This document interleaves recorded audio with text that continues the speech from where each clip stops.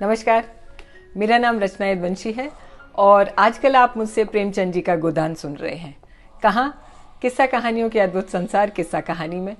अब तक मैं आपको 6 अध्याय पढ़कर सुना चुकी हूँ और पिछले 6ठे अध्याय में मैंने आपको क्या कुछ सुनाया उसका छोटा सा सार मैं आपको बता देती हूँ कि होरी, जो कि उपन्यास का मुख्य पात्र है, और उसी के गांव का बंसोर यानी बांस का व्यवसायी जो चौधरी है, उसके बीच होरी के बांसों का सौदा हुआ है। चूंकि होरी के बांस जो हैं वो साझा हैं, यानी उसमें भाइयों का भी हिस्सा है, लेकिन होरी वो सौदा तय कर देता है।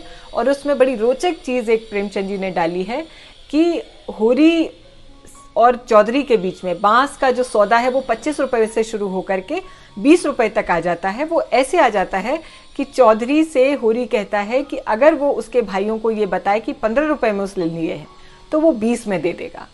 ये बात तय हो जाती है और चौधरी बांस काटने चलता है।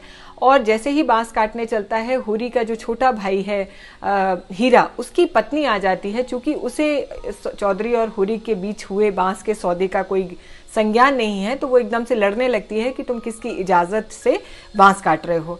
बात इतनी ज़्यादा बढ़ जाती है कि हाथापाई हो जाती है और चौधरी जो है वो धक्के से गिरा देता है पुन्नी को और वो गिर जाती है हाथापाई में। तो ये सब इतना ज़्यादा क्लेश बढ़ जाता है। तब तक होरी आ जाता है और होरी को ये लगता है कि चौधरी ने बल प्रयोग किया है उसके घर की बहू पर, जो कि उसको बिल्कुल पसंद नहीं आता है और वो चौधरी को काफ़ी खरी खोटी सुनाता है। इसी बीच पुन्नी का पति हीरा भी आ जाता है, जो कि प्रेमचंद जी ने लिखा है कि बहुत ही उग्र और क्रुद्ध स्वभाव का है। अपनी पत्नी को बहुत मारता पीटता है, गाली देता है, लेकिन बात उसी की सुनता है, उसी के कहे में रहता है, ऐसा प्रेमचंद जी ने लिखा भी है। लेकिन इतनी ज़्यादा बात बढ़ जाती है कि बहुत ज़्यादा अशांति का माहौल हो जाता है। और इस बीच में जब बात शांत होती है तो हीरा जो है ये कहते हुए चला जाता है कि ठीक है, अब बात खत्म हुई और तुम 15 रुपये में ले जा सकते हो। ये सब करते हुए होरी को जब चौधरी फाइनली जो है अपने बांस काट के और कहता है कि ये लो 15 रुपये के हिसाब से तुम्हारा सौदा, मैं बांस ले जा रहा हूँ, तो होरी कहता है कि बात तो 20 रुपये की हुई थी। तो चौधरी जो है एकदम से ब्लैकमेलिंग वाली मुद्रा में आ जाता है और कहता है कि नहीं, 15 की हुई थी। अभी हीरा ने कहा कि 15 रुपये में तुम ले लो और मैं, अगर तुम ज़्यादा हील हुज्जत करोगे तो मैं तुम्हारे भाइयों को बता दूंगा कि तुमने मुझसे कहा था कि मैं उन्हें 15 बताऊं तो तुम मुझे 20 में दोगे। तो ये बात सुन के होरी जो है एकदम बैकफुट पर आ जाता है और उसे बहुत ही आत्मग्लानि होती है और वो ये सोचता है कि मैंने बहुत ही गलत काम किया। और वो पश्चाताप की अग्नि में जैसे एकदम से जलने लगता है और बहुत ही उदास और शांत मन से एक किनारे बैठ जाता है। झुनिया भी इस बात पे बहुत बिगड़ती है और झुनिया को मौका मिल जाता है होरी से लड़ाई करने का। तो ये सब आपने सुना था। अब मैं आपको सुनाऊंगी 7वां अध्याय। लेकिन 7वां अध्याय सुनाने से पहले जैसा कि मैं आपको बताती हूँ कि प्रेमचंद जी हर अध्याय में कुछ पंक्तियाँ ऐसी लिखते हैं कि जिन्हें दोबारा पढ़ने और सुनने का मन करता है। तो मैं आपको वो 4 पंक्तियाँ, मेरे ख्याल से 4 से 6 पंक्तियाँ हैं, वैवाहिक जीवन को उन्होंने समेट दिया है 7 पंक्तियों में प्रेमचंद जी ने, आरंभ से अंत तक। वो सुनिए आप। वैवाहिक जीवन के प्रभात में लालसा अपनी गुलाबी मादकता के साथ उदय होती है और हृदय के सारे आकाश को अपने माधुर्य की सुनहरी किरणों से रंजित कर देती है। This is the beginning of wedding life. फिर मध्याह्न का प्रखर ताप आता है, क्षण क्षण पर बगुले उठते हैं और पृथ्वी कांपने लगती है। लालसा का सुनहरा आवरण हट जाता है और वास्तविकता अपने नग्न रूप में सामने आकर खड़ी हो जाती है। उसके बाद विश्राममय संध्या आती है, शीतल और शांत, जब हम थके हुए पथिकों की भांति दिन भर की यात्रा का वृतांत करते और सुनते हैं तटस्थ भाव से, मानो हम किसी ऊंचे शिखर पर जा बैठे हैं जहां नीचे का जनरव हम तक पहुंचता ही नहीं। अब मैं आपको सुनाती हूं 7वां अध्याय।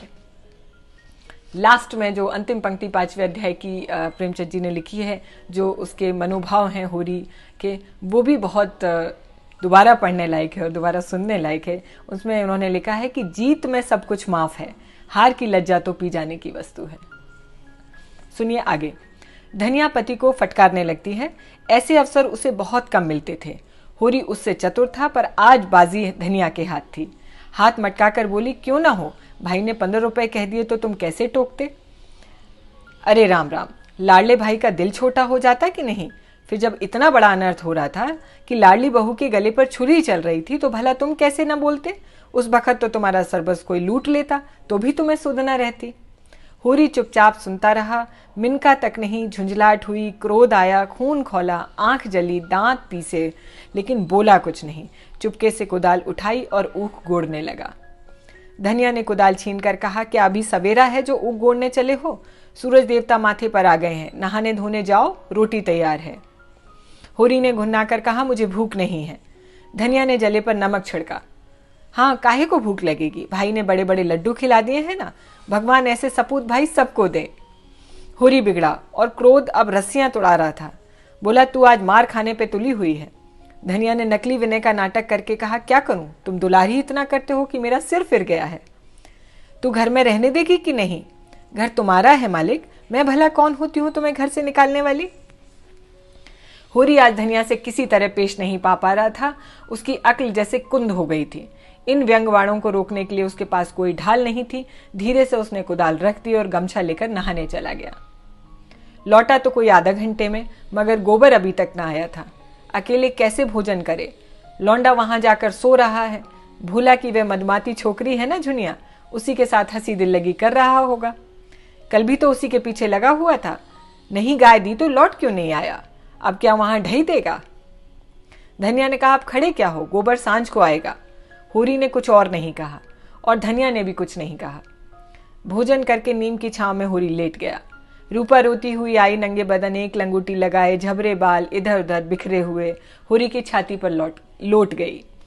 उसकी बड़ी बहन शोभा कहती है, गाय आएगी तो उसका गोबर मैं पाथूंगी। रूपा यह नहीं बर्दाश्त कर सकती थी।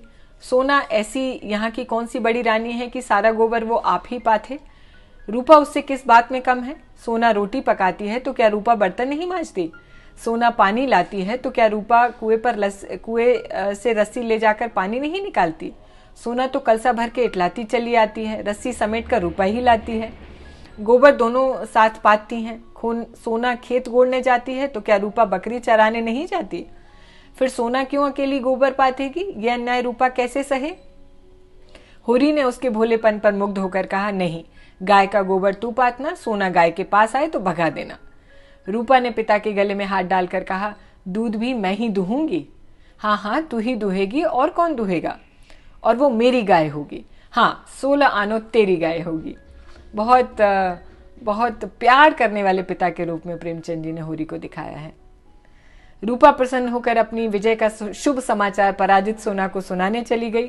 गाय मेरी होगी, उसका दूध भी मैं दूंगी, उसका गोबर भी मैं पाथूंगी, तुझे कुछ न मिलेगा। सोना उम्र से किशोरी, देह के गठन में युवती और बुद्धि से बालिका थी। जैसे उसका यौवन उसे आगे खींचता था, उसका बालपन उसे पीछे। कुछ बातों में इतनी चतुर कि ग्रेजुएट युवतियों को पाठ पढ़ाए, कुछ बातों में इतनी अल्लड़ कि शिष्यों से भी पीछे। लंबा रूखा किंतु प्रसन्न मुख, थोड़ी नीचे को खिंची हुई, आंखों में एक प्रकार की तृप्ति, न केशों में तेल, न आंखों में काजल, न देह पर कोई आभूषण, जैसे गृहस्थी के भार ने यौवन को दबाकर बौना कर दिया हो। सिर को एक झटका देकर बोली, जा तू गोबर पात, जब तू दूध दूकर रखेगी तो मैं पी जाऊंगी। मैं दूध की हांडी ताले में बंद करके रखूंगी। मैं ताला तोड़कर दूध निकाल लाऊंगी। यह कहती हुई बाग की तरफ चल दी। आम गदरा गए थे, हवा के झोंकों से एक आध जमीन पर गिर पड़ते थे। लू के मारे चिचके पीले लेकिन बाल वृंद उन्हें टपके समझकर बाग को घेरे रहता था। रूपा भी बहन के पीछे होली। जो काम सोना करे वह रूपा जरूर करेगी। सोना के विवाह की बातचीत हो रही थी, रूपा के विवाह की कोई चर्चा नहीं करता था। इसलिए वह स्वयं अपने विवाह के लिए आग्रह करती है। उसका दूल्हा कैसा होगा, क्या क्या लाएगा, उसे कैसे रखेगा, उसे क्या खिलाएगा, क्या पहनाएगा, इसका बड़ा विशद वर्णन करती थी रूपा, जिसे सुनकर कदाचित कोई बालक उससे विवाह करने को राजी न होता। सांझ हो रही थी। होरी ऐसा अलसाया कि ऊख गोड़ने नहीं जा सका। बैलों को नांद में लगाया, सानी खरीदी और चिलम भरकर पीने लगा। इस फसल में सब कुछ खलियान में तौल देने पर भी अभी उसे कोई 300 कर्ज बाकी था, जिसमें से कोई 100 रुपए सूद के बढ़ते जाते थे। मंगरू साह से आज 5 साल हुए। बैल के लिए 60 रुपए लिए थे, उसमें 60 दे चुका था, पर 60 रुपए ज्यों के त्यों बने हुए थे। दाता दीन पंडित से 30 रुपए लेकर आलू बोए थे। आलू तो चोर खोद ले गए और उस 30 के इन वर्षों में 100 हो गए। दुलारी विधवा सवाइन थी जो गांव में नून यानी नमक, तेल, तम्बाकू की दुकान करती थी। बंटवारे के समय उससे 40 रुपए लिए थे और भाइयों को देना पड़ा था, उसके भी लगभग 100 रुपए हो गए थे, क्योंकि आने रुपए का ब्याज था। लगान के भी अभी 25 रुपए बाकी पड़े हुए और दशहरे के दिन शगुन के रुपयों का भी प्रबंध करना था। बांसों के रुपए बड़े अच्छे समय पर मिल गए, शगुन की समस्या हल हो जाएगी, लेकिन कौन जाने, यहाँ तो एक थैला भी हाथ में आ जाए तो गांव में शोर मच जाता है और लेनदार चारों तरफ से नोचने लगते हैं। ये 5 रुपए वो शगुन में देगा, चाहे कुछ भी हो जाए। मगर अभी जिंदगी के 2 बड़े बड़े काम सिर पर सवार थे। गोबर और सोना का विवाह। बहुत हाथ बांधने पर 300 से कम खर्च न होंगे। यह 300 किसके काम आएंगे? कितना चाहता है कि किसी से कर्ज न ले, जिसका आता हो उसकी पाई पाई चुका दे, लेकिन हर तरह का कष्ट उठाने पर भी गला नहीं छूटता। इसी तरह सूद बढ़ता जाएगा और एक दिन उसका घर द्वार सब नीलाम हो जाएगा। उसके बाल बच्चे निराश्रय होकर भीख मांगते फिरेंगे। हुरी जब काम धंधे से छुट्टी पाकर चिलम पीने लगता था तो यह चिंता एक काली दीवार की भांति चारों ओर से घेर लेती थी, जिसमें से निकलने की उसे कोई गली सूझती न थी। अगर संतोष था तो यही कि यह विपत्ति केवल उसी के सिर पर न थी। प्राय सभी किसानों का यही हाल था। अधिकांश की दशा तो इससे भी ज्यादा बदतर थी। शोभा और हीरा को उससे अलग हुए अभी कुल 3 साल हुए थे, मगर दोनों पर 400-400 रुपए का बोझ लद गया था। झिंगुर 2 हल की खेती करता था, उस पर 1000 से कुछ वैसे ही देना था। जियावन महतो के घर भिखारी भीख भी नहीं पाता, लेकिन कर्जे का कोई ठिकाना नहीं। यहाँ कौन बचा है? सहसा सोना और रूपा दोनों दौड़ती हुई आई और एक साथ बोली, भैया गाय ला रहे हैं। आगे आगे गाय, पीछे पीछे भैया हैं। रूपा ने पहले गोबर को आते देखा। यह खबर सुनाने के लिए सुर्ख रुई उसे मिलनी चाहिए। उसे मिलनी चाहिए। सोना बराबर की हिस्सेदार हुई जाती है, यह उसे कैसे सहा जाता। उसने आगे बढ़कर कहा, नहीं, मैंने पहले देखा, तभी मैं दौड़ी, बहन ने तो बाद में देखा। सोना इस दावे को स्वीकार न कर सकी। बोली, तूने भैया को कहाँ पहचाना? तू तो कहती थी कि गाय भागी आ रही है। मैंने ही कहा कि भैया हैं। दोनों फिर बाग की तरफ दौड़ी गाय का स्वागत करने के लिए। धनिया और होरी दोनों गाय बांधने का प्रबंध करने लगे। होरी बोला, चलो जल्दी से नांद गाड़ दें। धनिया के मुख पर जवानी चमक उठी। नहीं, पहले थाली में थोड़ा सा आटा और गुड़ घोल कर रख दूं। बेचारी धूप में चली होगी, प्यासी होगी, तुम जाकर नांद गाड़ो, मैं घोलती हूँ। कहीं एक घंटी पड़ी थी, उसे ढूंढ लो, उसके गले में बांधेंगे। सोना कहाँ गई? सगुआन की दुकान से थोड़ा सा काला डोरा मंगवा लो, गाय को नजर बहुत लगती है। आज मेरे मन की भारी लालसा पूरी हो गई। धनिया अपने हार्दिक उल्लास को दबाए रखना चाहती थी। इतनी बड़ी संपदा अपने साथ कोई नई बाधा न ले आए। शंका उसके निराश हृदय में कंपन डाल रही थी। आकाश की तरफ देखकर बोली, गाय के आने का आनंद तो तब है जब उसका पौरा भी अच्छा हो। भगवान के मन की बात है। मानो वह भगवान को भी धोखा देना चाहती हो। भगवान को भी दिखाना चाहती है कि इस गाय के आने से उतना आनंद नहीं हुआ उसे कि ईर्ष्यालु भगवान सुख का पलड़ा ऊंचा करने के लिए कोई नई विपत्ति भेज दे। वह अभी आटा ही घोल रही थी कि गोबर गाय को लिए बालकों के लिए के साथ जुलूस के साथ द्वार पर आ पहुंचा। होरी दौड़कर गाय के गले से लिपट गया। धनिया ने आटा छोड़ दिया और जल्दी से एक पुरानी साड़ी का काला किनारा फाड़कर गाय के गले में बांध दिया। होरी श्रद्धा विहल नेत्रों से गाय को देख रहा था, मानो साक्षात देवी ने घर में पदार्पण किया हो। आज भगवान ने यह दिन दिखाया कि उसका घर गऊ के चरणों से पवित्र हो गया। यह सौभाग्य न जाने किसके पुण्य प्रताप से। धनिया ने भयातुर होकर कहा, खड़े क्या हो, आंगन में नांद गाड़ दो। आंगन में जगह कहाँ है? बहुत जगह है, मैं तो बाहर ही गाड़ता हूँ। पागल न बनो। गांव का हाल जानकर भी तुम अनजान बने रहते हो। अरे बित्ते भर के आंगन में गाय कहाँ बंधेगी भाई? जो बात तुम नहीं जानते हो उसमें टांग मत अड़ाया करो। संसार भर की विद्या तुम ही नहीं पढ़े हो। होरी सचमुच आपे में न था। गऊ उसके लिए केवल भक्ति और श्रद्धा की वस्तु नहीं, सजीव संपत्ति थी। वह उससे अपने द्वार की शोभा और अपने घर का गौरव बढ़ाना चाहता था। वह चाहता था कि लोग गाय को द्वार पर बंधे देखकर पूछें, ये किसका घर है? लोग कहें, होरी महतो का। तभी लड़की वाले भी उसकी विभूति से प्रभावित होंगे। आंगन में बंधी तो कौन देखेगा? धनिया इसके विपरीत सशंक थी। वह गाय को 7 पर्दों के अंदर छिपाकर रखना चाहती थी। अगर गाय 8 पहर कोठी में रह सकती तो शायद वो उसे बाहर निकलने ही न देती। यूं हर बात में होरी की जीत होती थी, लेकिन और वो अपने पक्ष पर अड़ जाता था और धनिया को दबना पड़ता था। लेकिन आज धनिया के सामने होरी की एक न चली। धनिया लड़ने को तैयार हो गई। गोबर, सोना और रूपा सारा घर होरी के पक्ष में था, पर धनिया ने अकेले सबको परास्त कर दिया। आज उसमें एक विचित्र आत्मविश्वास और होरी में एक विचित्र विनय का भाव उदय हो गया था। मगर तमाशा कैसे रुक सकता था? गाय डोली में बैठकर तो आई न थी। कैसे संभव था कि गांव में इतनी बड़ी बात हो जाए और तमाशा न लगे? जिसने सुना वो सब अपना काम छोड़कर गाय देखने दौड़ा। ये मामूली देसी गऊ नहीं है। भोला के घर से 80 रुपए में आई है। होरी 80 रुपए में क्या देंगे? 50-60 रुपए में लाए होंगे। गांव के इतिहास में 50-60 रुपए की गाय का आना भी अभूतपूर्व बात थी। बैल तो 50 रुपए के भी आए, 100 के भी आए, लेकिन गाय के लिए इतनी बड़ी रकम किसान क्या खाके खर्च करेगा? वह तो ग्वालों का ही कलेजा होता है कि उंगलियों रुपए गिन आते हैं। गाय क्या है? साक्षात देवी का रूप है।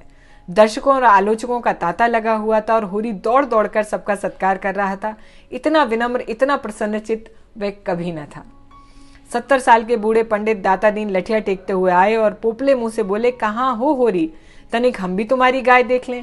सुना है बड़ी सुंदर है। होरी ने दौड़कर पालागन किया और मन में अभिमानमय उल्लास का आनंद उठाता हुआ बड़े सम्मान से पंडित जी को आंगन में ले गया। महाराज ने गऊ को अपनी पुरानी अनुभवी आंखों से देखा। सींग देखा, थन देखा, पुट्ठा देखा और घनी सफेद भौं के बीच के नीचे छिपी आंखों में जवानी की उमंग भरकर बोले, कोई दोष नहीं है बेटा, बाल भौरी सब ठीक है। भगवान चाहेंगे तो तुम्हारे भाग खुल जाएंगे। ऐसे अच्छे लक्षण हैं कि वाह, बस रातिब न कम होने पाए। एक एक बाछा 100 का होगा बछड़ा। होरी ने आनंद के सागर में डुबकियां खाते हुए कहा, सब आपका आशीर्वाद है दादा। दाता दीन ने सुरती की पीक थूकते हुए कहा, मेरा आशीर्वाद नहीं है बेटा, भगवान की दया है। यह सब प्रभु की दया है। रुपए नगद दिए हैं क्या तुमने? होरी ने बेपर की उड़ाई। अपने महाजन के सामने भी अपनी समृद्धि प्रदर्शन का ऐसा अवसर पाकर वो कैसे छोड़ देता? टके की नई टोपी सिर पर रखकर जब अकड़ने लगते हैं तो जरा देर के लिए किसी सवारी पर बैठकर जब हम आकाश में उड़ने लगते हैं तो इतनी बड़ी विभूति पाकर क्यों ना उसका दिमाग आसमान पर चढ़ जाए। बोला, भोला ऐसा भला मानस नहीं है महाराज, नगद गिनाए हैं पूरे चौकस। अपने महाजन के सामने यह डींग मारकर होरी ने नादानी तो की थी, पर दाता दीन के मुख पर असंतोष का कोई चिन्ह न दिखाई दिया। इस कथन में कितना सत्य है यह उनकी बुझी आंखों से छिपा न रह सका, जिनमें ज्योति की जगह अनुभव छिपा बैठा था। प्रसन्न होकर बोले, कोई हरज नहीं बेटा, कोई हरज नहीं, भगवान सब कल्याण करेंगे। 5 सेर दूध है इसमें, बच्चे के लिए छोड़कर। धनिया ने तुरंत टोका, अरे नहीं महाराज, इतना दूध कहाँ? बुढ़िया तो हो गई है, फिर कहाँ यहाँ इतना रातिब धरा है? रातिब मेरे ख्याल से चारे के लिए कहा जा रहा है।